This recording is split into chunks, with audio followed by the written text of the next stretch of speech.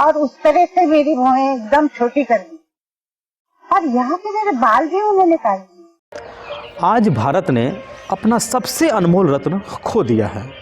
हिंदुस्तान की सबसे बेहतरीन आवाज़ भारत रत्न लता मंगेशकर, जिसे हम प्यार से दीदी भी कहते हैं, आज हम सबको छोड़कर दुनिया को अलविदा कह दी।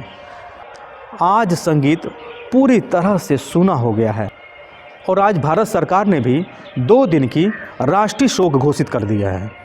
नमस्कार दोस्तों, मैं अजय कुमार बालाजी स्वागत करते हैं आपके अपने यूट्यूब चैनल पे, जिसका नाम है महाराजगंज एंटरटेनमेंट अड्डा।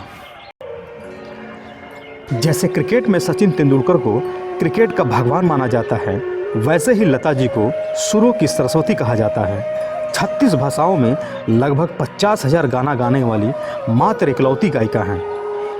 एक दौर था जब लता जी की आवाज़ के बिना कोई भी फिल्म अधूरी मानी जाती थी। इनके पिता स्वर्गीय दीनानाथ मंगेशकर ने नाटक हो या संगीत की दुनिया खुद ही एक अलग मुकाम बना लिया था। एक किस्सा बहुत ही चर्चित रहा कि लता मंगेशकर को संगीत की शिक्षा नहीं दी जा रही थी। इनके बाबा के बहुत से शिष्य थे। एक दिन इनका एक शिष्य गलत गाना गा रहा था। अपने बाबा की गैर हाजिरी में छोटी लता ने उस बच्चे को सिखाया कि राग ऐसे नहीं ऐसे गाया जाता है। लता जी इस बात से बेखबर थी कि उनके पिता उनके पीछे खड़े होकर सुन रहे थे। उन्होंने लता जी की माँ से कहा कि मैं तो बाहर के बच्चों को सिखा रहा हूँ, परंतु ये मालूम ही नहीं था कि एक गवैया तो हमारे घर में ही है। पिताजी के सामने नहीं गाती। क्या हुआ कि एक दिन मेरे पिताजी किसी को गाना सिखा रहे थे और शाम का वक्त था, तो मेरे पिताजी ने कहा कि तुम जरा रियाज करो, मैं जरा जाके आता हूँ। तो वो नीचे गए और मैं गैलरी में खेल रही थी, मैं सुन रही थी। वो गा रहा था तो उसने जो शुरू किया मुझे अच्छा नहीं लगा। मैं अंदर गई, मैंने कहा कि ये ऐसा नहीं, बाबा ऐसा नहीं गाते हैं, ये ऐसा गाते हैं। मैंने गा के बताया उसको।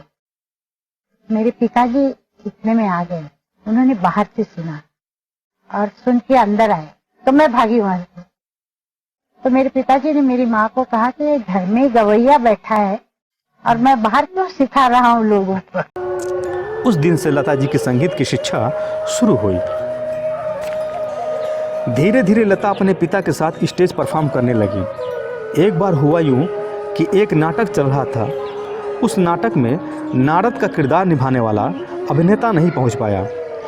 इस बात को लेकर दीनानाथ मंगेशकर बहुत ही परेशान हो गए। तब नन्ही लता ने कहा, क्या हुआ बाबा, अगर वो नहीं आया, आप कहें तो वो रोल मैं निभा देती हूँ। यह सुनकर बाबा को थोड़ा अजीब लगा। कहा कि कहाँ तुम इतनी छोटी सी है, स्टेज पर मेरे साथ गाना गाएगी, कितना अजीब लगेगा। तब लता जी ने कहा, देखना बाबा, मैं वंस मोर लेकर आऊँगी। अब इसके अलावा कोई चारा नहीं था और इस तरह से लता जी ने अपने बाबा के साथ पहली बार स्टेज परफॉर्म किया और यकीनन वंस मोर आया। दोस्तों, सफलता ऐसे ही नहीं मिलती है। लता जी के जीवन में भी बहुत ही उतार चढ़ाव आए। लता जी के पिता नाटक और संगीत में विरासत तो हासिल था ही, साथ ही साथ वो बहुत बड़े ज्योतिष ज्ञाता भी थे। लता, तुम आगे जाकर इतनी सफल होगी कि जिसकी कोई कल्पना भी नहीं कर सकता। लेकिन उस सफलता को देखने के लिए मैं जिंदा नहीं रहूँगा और हाँ, तेरी शादी भी नहीं होगी। पूरे परिवार की जिम्मेदारी तुझ पर ही होगी और ठीक वैसा ही होगा। दीनानाथ मंगेशकर का स्वर्गवास हो गया। उस समय लता जी की उम्र मात्र 13 साल थी। अब पूरे परिवार की जिम्मेदारी लता के कंधों पर आ गई थी। अब वो स्टेज के साथ साथ फिल्मों में भी छोटे मोटे किरदार निभाया करती थी। लेकिन उनकी रुचि फिल्मों में न होकर सिर्फ और सिर्फ गानों में ही थी। साल 1943 में लता जी ने पहली बार मराठी फिल्म गजभाऊ में हिंदी गाना गाकर प्लेबैक सिंगिंग में अपना पहला कदम रखा।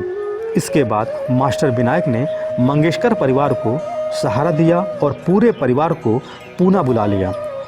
उस दौर की मशहूर अदाकारा नूरजहां ने लता में एक अच्छी गायिका के गुण देख लिए थे। दोनों के बीच अच्छे संबंध की शुरुआत हो गई थी।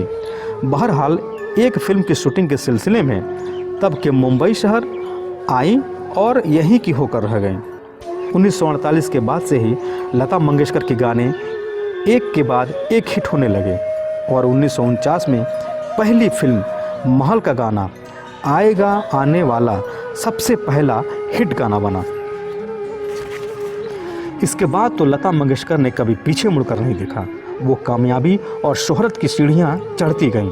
लगभग 8 दशक तक हर दिल पर राज करने वाली वो मनमोहक आवाज़, जिसके चाहने वाले हर उम्र के लोग हैं। लगभग हर हीरोइन मधुबाला से लेकर अब माधुरी दीक्षित तक की आवाज़ बनी लता मंगेशकर। उनके चाहने वाले उनमें माँ सरस्वती की झलक देखते थे। यकीनन उनकी आवाज़ ही उनकी पहचान है। ऐसे देश की बेटी को शत शत नमन।